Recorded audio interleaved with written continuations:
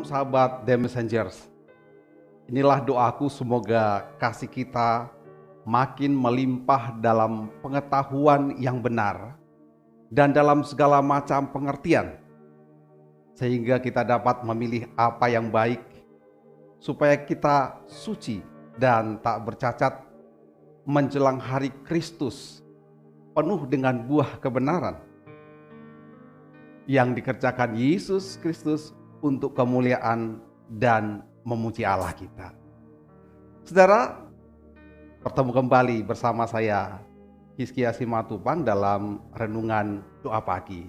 Dan sebelum kita lebih lanjut untuk merenungkan firman Tuhan, saya berbagi dengan saudara, kita berdoa sejenak memohon Roh Kudus memimpin ibadah pagi kita.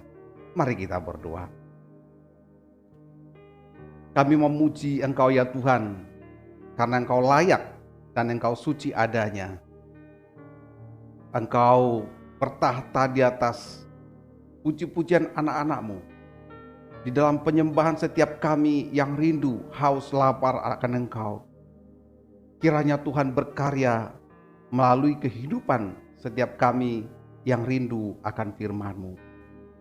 Kami bersyukur untuk satu malam kami lalui dalam lindungan penyertaan Tuhan, hingga kami dapat bangun kembali pada pagi hari ini untuk memulai aktivitas kami dengan terlebih dahulu mencari kerajaan-Mu dan kebenaran-Mu, agar kami dapat berjalan di dalam kebenaran Tuhan. Kiranya Roh Kudus menolong pemberitaan firman Tuhan yang akan kami dengar pada saat ini. Dimanapun jemaat Tuhan berada, mereka diberkati oleh kebenaran firman Tuhan, hingga kami dapat berbuah-buah kebenaran untuk kemuliaan Tuhan.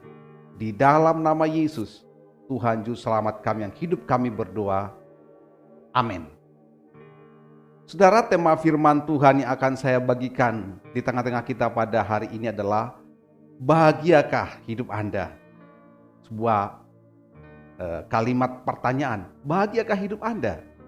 Dan nas firman Tuhan yang menjadi renungan kita saya ambil dari Pengkhotbah pasal 8 ayat 16 hingga 17. Demikian firman Tuhan. Pengkhotbah pasal 8 ayat 16 hingga 17.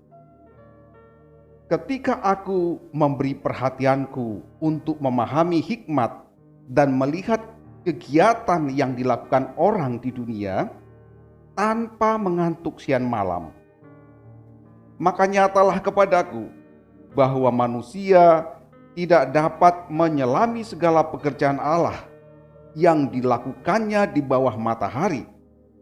Bagaimanapun juga manusia berlelah-lelah mencarinya, ia tidak akan menyelaminya.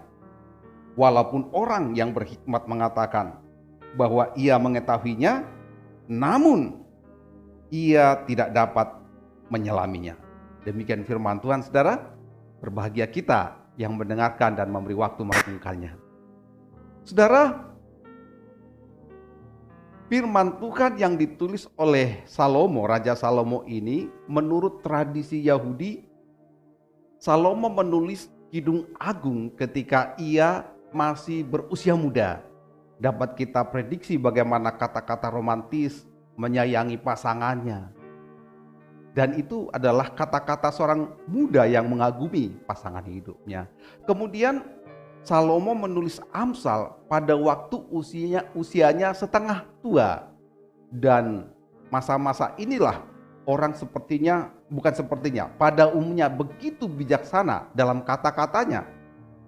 Dan kemudian ia menulis kitab Pengkhotbah pada tahun-tahun akhir kehidupannya. Dan beberapa pembelajar kitab suci atau sarjana Alkitab berkomentar bahwa kitab Pengkhotbah adalah sangat dipengaruhi oleh bertumpuk-tumpuknya kemerosotan rohani dari Salomo. Jadi kita lihat di masa tuanya Salomo, sepertinya moralitasnya atau ketergantungannya kepada Tuhan mulai merosot. Salomo mulai kompromi dalam penyembahan berhala dan kehidupan yang memuaskan diri sendiri. Dia terjerat dengan sesembahan dari para istrinya. Istrinya sendiri adalah putri Raja Firaun dari Mesir, dan banyak di Alkitab mencatat ada 700 istrinya dan 300 selir atau gundiknya. Dan kita tahu bahwa Salomo melakukan pernikahan tidak semata-mata karena seks yang begitu tinggi, bukan, tetapi kecenderungannya adalah pernikahan politik. Bagaimana dia menaklukkan bangsa-bangsa dan kerajaan-kerajaan yang takluk, supaya mereka tetap tunduk, mereka memberikan putri-putri kerajaan untuk dinikahi Salomo. Dan akhirnya saudara, Salomo begitu kecewa dengan kehidupannya bahwa semua kesenangan dan materialisme yang dia capai, semua pencapaiannya ternyata tidak membawa kebahagiaan bagi kehidupan Raja Salomo. Kitab Pengkhotbah mencatat renungan-renungan sinisme tentang kesia-siaan dan kehampaan usaha menemukan kebahagiaan hidup terlepas dari Tuhan dan firman-Nya. Salomo menyadari itu. Ia telah menggapai kekayaan, kuasa, kehormatan, ketenaran, dan bahkan kesenangan seksual. Semua diperoleh secara melimpah. Namun semua itu akhirnya merupakan kehampaan dan kekecewaan semata bagi dia. Saudara, satu contoh misalnya dalam Pengkhotbah pasal 1 ayat 2, Salomo menuliskan kesia-siaan belaka, kesia-siaan belaka. Sekali lagi dia ulang, kesia-siaan belaka, segala sesuatu adalah sia-sia.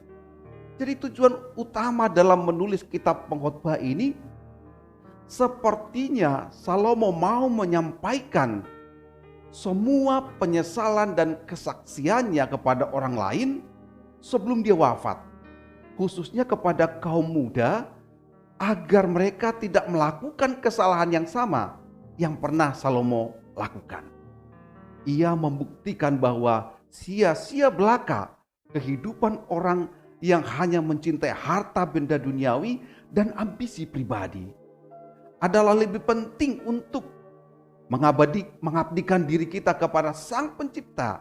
Itu akan kita temukan di penutup Pengkhotbah ini pasal 12, dan tidak akan saya bahas sekarang. Dan kita membulatkan tekad untuk takut akan Allah serta berpegang pada perintah-perintahnya sesuai dengan pasal 12 ayat 13 hingga 14. Inilah satu-satunya jalan untuk menemukan nilai hidup yang bermakna. Inilah satu-satunya cara menemukan kebahagiaan yang sejati dalam Tuhan. Acap kali kita mengidentikan atau mengukur kebahagiaan dengan banyaknya harta, tingginya jabatan, dinasti atau silsilah keturunan kita. Sering kita membangga-banggakan itu. Dalam filosofi masyarakat Tapanuli misalnya, saya seorang etnis Tapanuli memiliki values atau nilai-nilai kehidupan bahagia yang dikenal dengan istilah 3H. Dalam bahasa Tapanuli, H pertama itu adalah Hamoraun, Hasangapun, Hagabeon. Kalau diterjemahkan dalam bahasa Indonesia, kekayaan, kehormatan, dan kemakmuran. Perlu kita catat, saudara, saya tidak anti dengan filosofi atau nilai-nilai ini. Tidak ada yang salah dengan filosofi ini atau nilai-nilai hidup ini.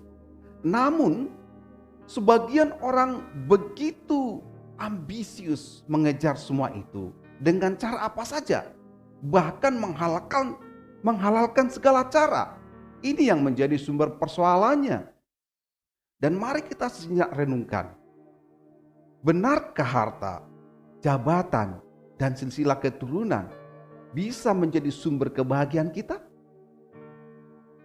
Kita membaca satu ironi di mata sang pengkhotbah yang kita baca tadi, yang membuat ambiar kehidupan, yaitu ketika ia seolah ingin mengatakan bahwa orang benar harus pergi dari kota, sedangkan orang fasik diperbolehkan berada di dalam kota. Dapat kita baca di pasal 8 ayat 10 di atas ayat yang renungan kita tadi. Kita tahu salah satu fungsi kota adalah memberi perlindungan dan rasa aman kepada penduduknya. Apa yang terjadi di dunia saat ini adalah ketika Taliban menguasai Afghanistan. Berita sore yang saya baca, yang saya lihat di media televisi, bagaimana para pengungsi pencari suaka di Jakarta berdemonstrasi. Mereka tidak tahu nasibnya, tidak tahu harus mencari suaka kemana, ke negara mana akan dikirim. Dalam bahasa politiknya mereka menjadi masyarakat tanpa kewarganegaraan.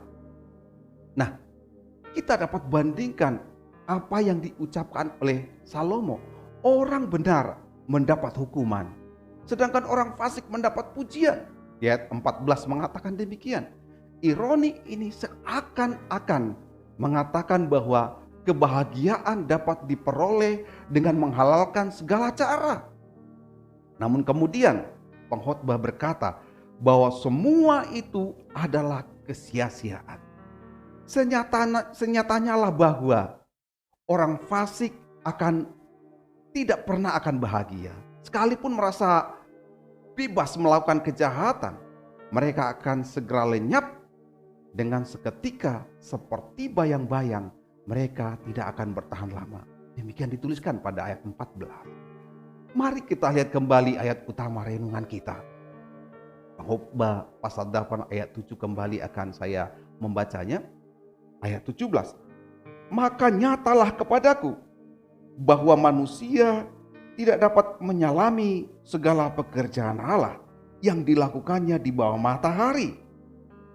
Bagaimanapun juga manusia berlelah-lelah mencarinya, ia tidak akan menyelaminya.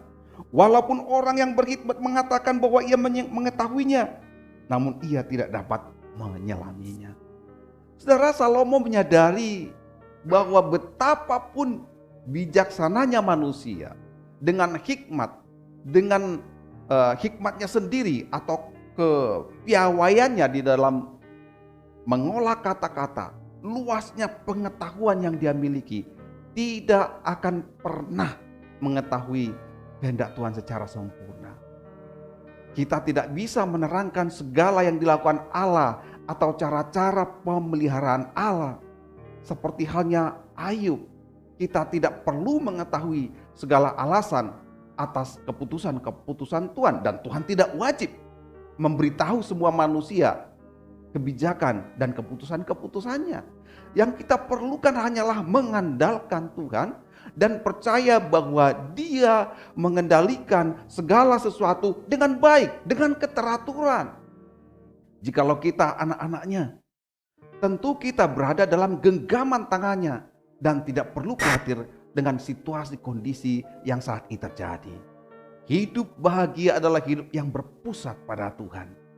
Kebahagiaan bukan perkara kepemilikan kita atau apa yang kita peroleh, besarnya gaji kita. Apapun yang kita miliki sekarang adalah murni pemberian kasih karunia dari Tuhan. Kebahagiaan adalah perkara bagaimana kita menikmati pemberian itu. Tuhan adalah sumber segala apa yang kita miliki dan apa yang kita nikmati. Oleh karena itu, berbahagialah di dalam Tuhan. Kebahagiaan sejati kita adalah menikmati Tuhan dalam setiap detik kehidupan kita. Sekali lagi, kebahagiaan sejati adalah menikmati Tuhan. Saya garis bawahi, menikmati Tuhan, bukan sekedar menikmati berkat-berkat Tuhan, tetapi intimasi, hubungan kita yang erat dengan Tuhan, itulah kunci kebahagiaan sejati. Maka sekarang saudara, kita terus berbahagia karena kita milik Tuhan dan kita memiliki Tuhan dalam kehidupan kita. Tuhan sang segala sumber yang ada. Kebahagiaan kita sangat berarti. Sebab itu mari kita mengutamakan ibadah kita. Terus setia mengiring Tuhan dan Juru Selamat kita Yesus Kristus. Mengutamakan Tuhan berarti mementingkan kehendaknya di atas segala kepentingan pribadi. Dan kerelaan kita untuk berkorban, mengorbankan diri kita sendiri untuk melaksanakan kehendak Tuhan. Bahkan kita berani meninggalkan zona aman kita, comfort zone kita demi pekerjaan Tuhan. Dan hal demikianlah yang dilakukan oleh para hamba-hamba Tuhan yang berani keluar dari masyarakat yang sudah sejata, sudah modern, masuk ke pedalaman untuk pemberitaan firman Tuhan. Dan itulah di dalam hati mereka nilai tertinggi dari kebahagiaan, di mana kita mampu mengorbankan diri kita sendiri demi pekerjaan Tuhan. Mengapa ini penting, saudara? Karena kecenderungan hati manusia pada umumnya ialah mengedepankan kehendak pribadi daripada firman Tuhan. Kadang kita malah tergoda memakai nama Tuhan untuk membenarkan tindakan kita. Bukankah argumen-argumen yang demikian yang sering kita lakukan dengan pasangan hidup kita? Bahkan kita sering menjadi perang ayat-ayat ya, dengan menggunakan firman Tuhan untuk membela diri kita. Sebaliknya saudara, terkadang niat tulus kita untuk hidup takut akan Tuhan menemui jalan buntu tatkala kita membandingkan diri kita dengan orang yang hidup tanpa takut akan Tuhan. Kita melihat seperti pengkhotbah tadi melihat bahwa orang benar terusir dari kota, sementara orang fasik nyaman, tentram tinggal di kota. Kita tidak bisa menerima kenyataan mengapa hidup mereka begitu lebih lancar, sedangkan kita yang hidup takut dan setia kepada Tuhan malah melewati jalan buntu, lembah kekelaman. Saudara, ketahuilah, kendati pun hidup takut akan Tuhan terkadang menyusahkan, tetapi itu adalah jalan yang paling bahagia, sebab hal ini menjauhkan kita dari dosa dan menyelaraskan hidup kita pada kehendaknya, pada kehendak Tuhan. Ingatlah bahwa Tuhan melihat jerih payah kita dalam melakukan firman-Nya, dan Ia berjanji akan memberkati setiap orang yang setia kepadanya pada waktunya. Karena waktu Tuhan pastilah yang terbaik. Kalau bukan kita yang menikmati berkat-berkat itu, anak cucu kita akan dipertimbangkan Tuhan, akan diberi kasih karunia karena kita telah hidup setia melayani Dia. Kiranya Tuhan menolong kita untuk berjalan bersama Kristus, hidup setia di dalam terang ilahi-Nya, agar kita tidak terjatuh di dalam pencobaan seperti pengkhotbah yang jatuh dalam pencobaan dan membuat dia tidak setia pada penyertaan dan janji-janji Tuhan. Demikian firman Tuhan yang dapat saya sampaikan, saudara. Sebelum kita akhiri renungan ini, mari kita naikkan syafaat kita berdoa. Haleluya.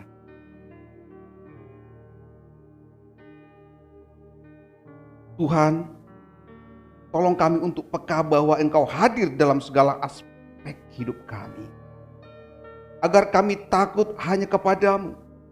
Karena itulah kami mau sepenuhnya menaruh pengharapan dan percaya kami hanya kepadamu. Pencobaan yang kami alami adalah untuk membangun iman kami di dalam Tuhan. Ajar kami untuk sadar akan hal itu. Walau terkadang hidup yang kami jalani bagi puzzle yang berantakan, dan kami harus menyusunnya satu persatu untuk mencari sesuatu yang penting, yang bermakna dalam hidup kami. Kalau saja kami tahu kehendak Tuhan, maka kami tidak perlu mengubah apapun dari rencana Tuhan itu atas kehidupan kami. Kami sadar ya Tuhan akan hidup kami yang sering menyimpang dari kebenaran firman. Tolong kami ya Allah Roh Kudus untuk setia, untuk berpegang, berpedoman pada firman perjanjian-Mu yang abadi itu. Kami meyakini pertolongan Tuhan tak pernah datang terlambat. Itulah kekuatan iman bagi kami dan alasan bagi kami untuk terus berharap pada janji-janji-Mu. Dalam kesempatan ini Tuhan, kami juga menaikkan syafaat kami bagi perdamaian dunia. Bangsa-bangsa yang sedang berkonflik, bangsa-bangsa yang terus berjuang mengatasi pandemi. Kiranya Tuhan menolong. Tuhan, bagi bangsa dan negara kami yang baru saja merayakan 76 tahun kemerdekaannya, kami mohon Tuhan memberkati negeri kami, memberkati pemerintahan kami, memberkati masyarakat Indonesia agar terus bersyukur atas keberadaan negeri kami, dan kami boleh menjaga kedaulatan NKRI dari berbagai rongrongan dan terorisme, dari berbagai rongrongan sara. Tuhan, kami mohon campur tangan-Mu. Kami menyerahkan kehidupan kami serta aktivitas kami sepanjang hari ini dalam tangan Tuhan. Tolong kami untuk terus bertekun di dalam mencari Tuhan, berjalan seturut kehendak-Mu, menyerahkan setiap jemaat Tuhan yang saat ini bergumul dalam sakit penyakit. Jamah dan sembuhkan mereka. Nyatakan pertolongan-Mu dan mujizat Tuhan atas kehidupan mereka. Terpujilah nama-Mu Bapa. Di dalam Kristus Sang Penyelamat dunia, kami menaikkan doa permohonan ini. Haleluya. Amin. Demikian firman Tuhan saudara yang dapat saya bagikan. Tuhan kiranya memberkati kita. Mari kita berjalan bersama Kristus di dalam terang kebenarannya. Tuhan memberkati. Shalom.